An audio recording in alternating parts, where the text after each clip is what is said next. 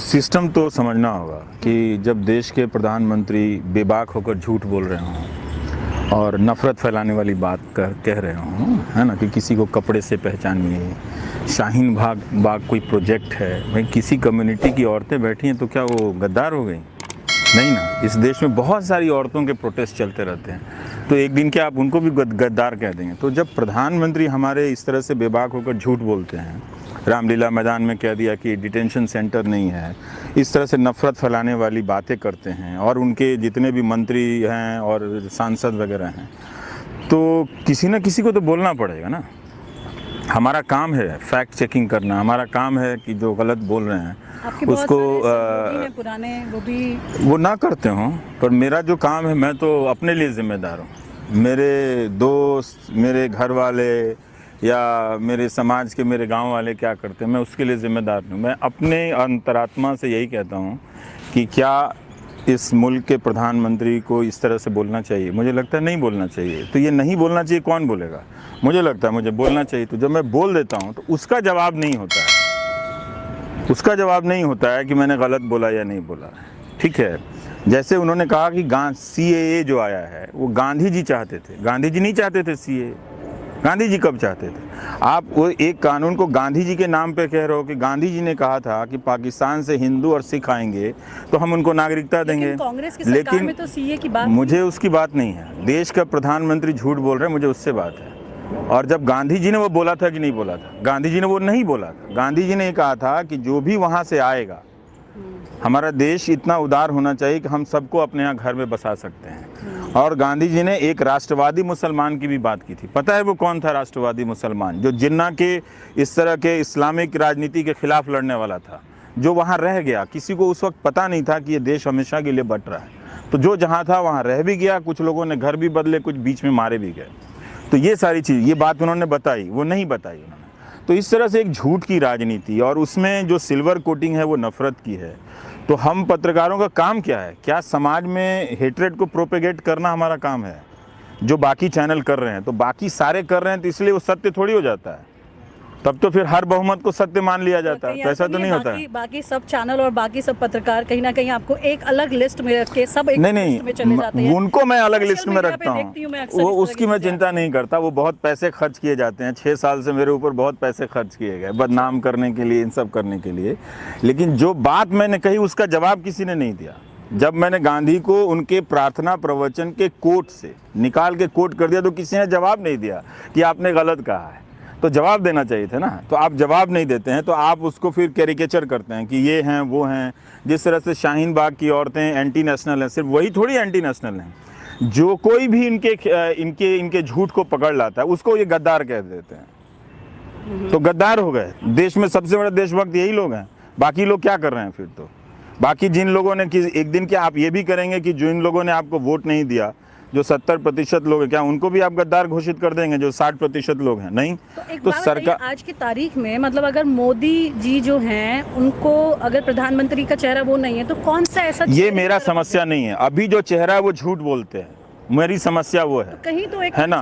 नहीं, ये गलत बात है। अभी मेरा कहना है कि अभी जो सामने है, कल इनकी जगह जो होगा उनसे भी यही सवाल किया जाएगा कि वो सही बोल रहे हैं। चेहरा बताना ये मेरा काम नहीं है।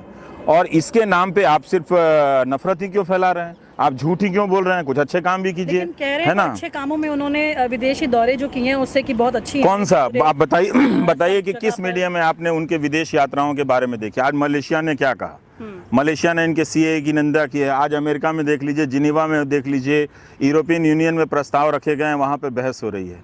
तो कौन से इनकी विदेश नीति की समझ क्या बनाई गई? आपको पता है, जहाँ जाते हैं वहाँ करोड़ों रुपया खर्च करके, जिसका भी खर्च होता हो, एक स्टेडियम में भारतीयों को बुलाया जाते हैं, तो वो स्पॉन्सर है ना? मतलब वो स्पॉन्सर्ड नहीं तो और क्या? इसमें पूछने वाली क्या बात है? इसमें पूछने वाली क्या बात है? तो आप जाएंगे तो हम भी चले जाएंगे। हमारे देश के प्रधानमंत्री अगर आ रहे हो न्यूजीलैंड और अब बुलाया जाए तो हम भी जाएंगे स्टेडियम में। तो वो जो कार्यक्रम होता है वो विदेश नीति की सफलता थोड़ी है, वो तो अपने भारतीय लोगों से संवाद की सफलता है। उसमें विदेश नीति, आप अखबार देख लीजिए उनके दौरे के बारे में कि जब वो लौट कर आते हैं तो यही छपता है। बाकी विदेश नीतियों में क्या हासिल हुआ, मैं ऐसा नहीं कहता कि नहीं होता होगा। अब इतनी बड़ी सरकार है तो कुछ ना कुछ अच्छा होता ही होगा। लेकिन ये जो प्रोपेगेंडा मैनेजमेंट है, इसको तो समझना पड़ेगा ना कि आप स्टेडियम में बुलाए हैं, कहीं पर लोगों को ले आके समारोह कर रहे हैं, तो आप अपने भारतीयों को बुला के कर रहे हैं ना, तो उसमें उसको हम विदेश नीति की सफलता क्यों मान लें कि कहीं भी जाके आप रैली कर रहे हैं, वो विदेश नीति की सफलता तो है नहीं। तो ये भी तो हो सकता है आप अमेरिका गए हैं और इनकी यात्राओं के समय का अमेरिकी अखबार उठा के देख लीजिए, कोई चर्चा के लायक नहीं समझता, क्योंकि उसमें फॉरेन डिप्लोमेसी का कोई एक्शन होगा तब तो कोई लिखेगा ना। आप आए हैं यहाँ शॉपिंग खरीद रहे हैं, कर रहे हैं, वहाँ लोगों के यहाँ खाना खाने जा रहे हैं, तो उसमें क्या तो इतने करने वाले बहुत सारे लोग हैं। लोग बुला लिए जाएं तो मोदी मोदी तो पूरा टीवी करता रहता है 24 घंटा, पर वो विदेश नीति की सफलता कैसे है? वो तो अपने भारतीय लोग हैं, हम अपने प्रधानमंत्री को देखने जाएं, हम भी जाएंगे, मैं तो कह रहा हूँ मैं भी जाऊंगा देखने के लिए, वो विदेश नीति की सफलता नहीं है ना। तो हम उनकी यात्राओं के जो तड़क भड़क हैं उनको छोड़िए, आप विदेश नीति पे बात कीजिए।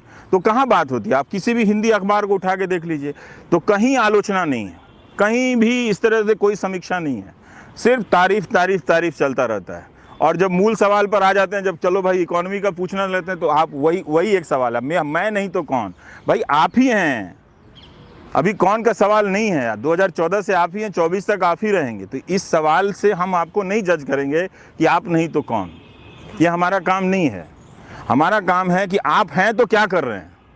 आप 2016-14 से लेकर आज तक आपने एक इकोनॉमिक एजुकेशन पॉलिसी नहीं बनाई, ठीक, और बजट में पढ़ रही हैं, पिछले साल के बजट में भी पढ़ रही हैं 2019-20 के बजट में कि हम 1 साल के भीतर नई शिक्षा नीति लेकर आएंगे, और इस साल के बजट में भी पढ़ रही हैं कि आप जल्दी लेकर आएंगी। तो 1 साल तो गुजर गया, और जब आप कह रही कि नई शिक्षा नीति लेकर आएंगी, तो उसके पहले आप शिक्षा को लेकर ऑनलाइन कोर्सेज बनाएंगे, मेडिकल बनाएंगे, इसके अनाउंसमेंट आप कैसे कर सकती हैं?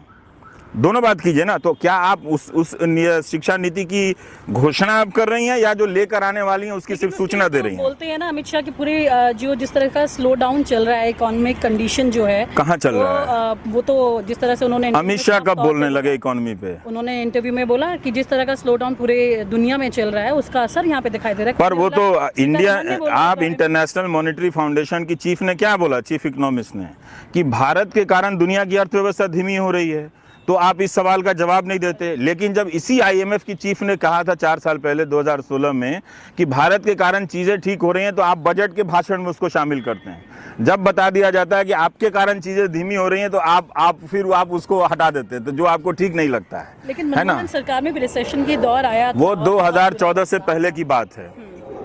14 से पहले, हाँ, उसका हिसाब 2014 के इलेक्शन में हो चुका है, और इनका हिसाब, ठीक है। तो इनका हिसाब नहीं, ये तो किसी चीज का जवाब नहीं देते हैं। आप इनसे सवाल पूछिए तो अक्षय कुमार से इंटरव्यू कराते हैं। आपसे कराना चाहिए। हाँ, मुझसे क्यों कराना चाहिए? तो 6 साल हो गया है ना। आप मत कहिए, नहीं तो नींद नहीं आएगी। फिर कहेंगे इसको ये IT सेल लगाओ और इसको बदनाम करो और हमला करो। एक अकेली जान के पीछे 100 लोगों को लगा देते हैं गाली देने के लिए। सोचा होगा ना कि कुछ सवाल तो होंगे ऐसे जो उनसे नहीं, तो वो मैं क्वेश्चन क्यों आउट करूंगा? मैं उनके एजुकेशन सिस्टम का विद्यार्थी नहीं हूँ कि ना डिग्री का पता है ना कुछ का पता है, तो मैं क्वेश्चन पहले से क्यों बताऊंगा क्या? तो आप लगभग जिस तरह सवाल पूछते रहते हैं और उनके ऊपर ये आपको कैसे पता कि मैं जो सवाल पूछता रहता हूँ वो इंटरव्यू में वही पूछने जाऊंगा? अच्छा, मतलब नए सवाल होंगे उसमें। तो इसलिए आप उनका कॉन्फिडेंस लेवल देखिए। किसी भी उनके इंटरव्यू को आप बताइए कि जो पत्रकारिता के स्तर पर उसको मान्यता दी जाती हो। मैंने नहीं किया वो अलग बात है, किसी ने भी किया हो। सोते कब हैं, खाते कब हैं, पर्स रखते हैं कि नहीं रखते हैं, यही देश को जानने की जरूरत है कि कब सोते हैं कब खाते हैं। लेकिन हाँ? जिस तरह से पत्रकार इस वक्त मीडिया की दिशा और दशा इस तरह के सवालों और इन सब चीज़ों से तय कर रहे हैं, तो वो तो खराब है ना। तो जनता अब समझ गई है। अभी आपके आने से पहले स्कूटर रोककर किसी सरदार जी ने कहा कि हम तो इस मीडिया से बहुत तंग आ गए। ये कौन सा मीडिया जो हमारी बात नहीं करता और दिन दिन भर वो रैलियां दिखाता रहता है? तो ये मीडिया को आप पत्रकारिता के फ्रेमवर्क में रख के मत डालिए। वो लोग जर्नलिज्म कर नहीं रहे हैं, वो जर्नलिज्म के नाम पे गुंडागर्दी कर रहे हैं। अगर आपको ये नहीं दिखाई देता है तो आप मत देखिए, ठीक है। आपके पुराने वो मेरे सहयोगियों मेरे घर के हों तब भी मैं कह रहा हूँ, उससे मुझे कोई फर्क नहीं पड़ता है ना।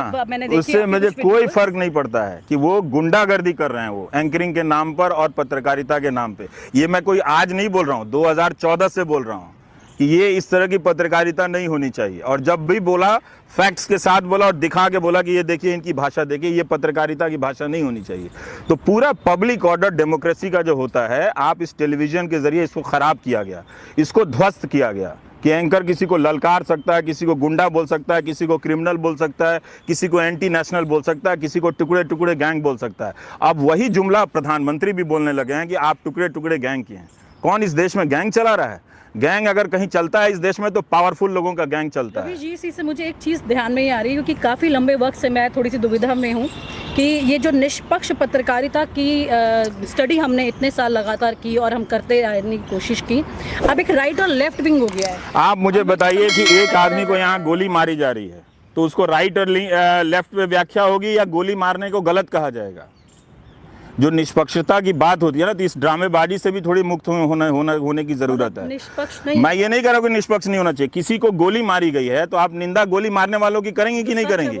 जेएनयू में गुंडे घुस गए और उन सवाल को गायब कर दिया गया, उन्होंने लड़कियों को हॉस्टल में मारा, तो वो राइट और लेफ्ट के आड़ में आपने उस सवाल को गायब कर दिया कि यही वो महान दिल्ली पुलिस और यही देश के महान सरदार पटेल वक्त की छाया में रहने वाले गृह मंत्री अमित शाह 40 दिन में एक एफआईआर तक नहीं कर पाया कि नकाब पहनकर कौन गया था लड़कों को मारने के लिए और लड़कियों को मारने के लिए।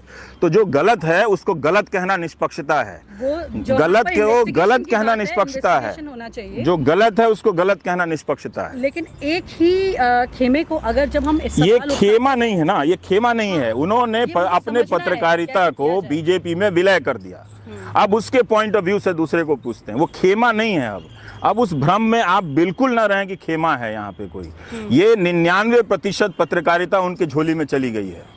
अब ये कोई संतुलन की भी बात नहीं रही। अब वो मीडिया जो है, आपका मीडिया जो है, आप मेरी बात को परख लीजिए। मैं इसीलिए कह रहा हूँ कि आज नहीं समझ में आएगा, 10 साल बाद लोग रो रो के समझेंगे कि मीडिया ने जनता को एक तरह से क्रिमिनलाइज किया है, उसको एंटी नेशनल बताना शुरू किया पब्लिक को। तो जनता अपराधी नहीं होती है, सत्ता में बैठे लोग अपराधी होते हैं। साल के अंदर सरकार बदल जाती है, कोई भी बदल जाए, अब नहीं ठीक होने वाला है, क्योंकि जिस तरह का ह्यूमन रिसोर्स पत्रकारिता के सभी कायदे कानून ध्वस्त किए गए हैं, ये कोई जादू की छड़ी से वापस नहीं आएगा। अब जो भी आएगा इसका अब इस्तेमाल करेगा वो, और आप इसकी तुलना 1975 से जाके नहीं कर सकते। हम देख रहे हैं 2014 के बाद से क्या हुआ है, वो ज़्यादा खतरनाक है। जिस स्केल से हो रहा है वो ज़्यादा खतरनाक है। तो धोखे में नहीं रहना चाहिए किसी को। ये बात किसी मोदी या किसी अमित शाह या किसी राहुल गांधी के लिए ज़रूरी नहीं है। डेमोक्रेसी में बहुत ज़रूरी है कि इन्फॉर्मेशन प्योर हो। अगर इन्फॉर्मेशन प्योर नहीं है, सारा इन्फॉर्मेशन गायब कर दिया गया है, टेलीविज़न के ज़रिए फेक न्यूज़ फैला रहे हैं ये सारे न्यूज़ चैनल वाले, और इनको आप सिर्फ बैलेंसवादियों के नाम पे आप क्या इनको छूट देने वाली हैं कि ये पत्रकार हैं? ये बिल्कुल पत्रकार नहीं है। ये लोग, इनको भी पता है कि पत्रकार नहीं। आप इनकी अंतरात्मा से पूछ के देखिए तो बोलेंगे कि हाँ, हम लोग को पत्रकारिता नहीं करने दिया, क्या करें, अपनी नौकरी कर रहे हैं। बहुत सारे लोग बोलेंगे वहाँ पर। कोई भी ये सोच के नहीं आता है। किसी सरकार को मिल जाता है थोड़ा बहुत फेवरेबल सिचुएशन, लेकिन इस तरह से नहीं कि सरकार का प्रोपेगेंडा करने लगे न्यूज़ चैनल वाले और जाके सरकार की तरफ से वो अपने जनता को एक तरह से दुश्मन घोषित कर दें। ये तो नहीं होना चाहिए। लेकिन और अगर इस तरह ये अब किसी के भी खिलाफ हो सकता है।